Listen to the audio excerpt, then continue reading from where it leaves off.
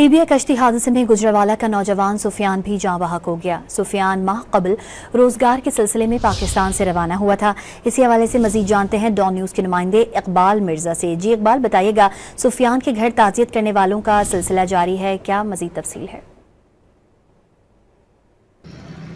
जी बिल्कुल, लीबिया कश्ती हादसे में 11 अफराद के जाँ बहक होने की इत्तला मिली है, जिसमें से 4 अफराद का तल्लुक जो है वो गुजरावाला के इलाके से है। एक शख्स जो सुफियान है उसका तल्लुक गुजरावाला के इलाके ख्याली से है। मैं इस वक्त मुख्याली में मौजूद हूँ। इस वक्त उसके घर जो है वो सफ़े मातम बिछी हुई है, हर आंख अश्कबार है। शहरियों की बड़ी तादाद जो है वो सुफियान के घर आ रही है। सुफियान 6 माह पहले जो है वो बच्चों के रोज़गार के सिलसिले में एजेंट के ज़रिए जो है वो यहाँ से रवाना हुआ।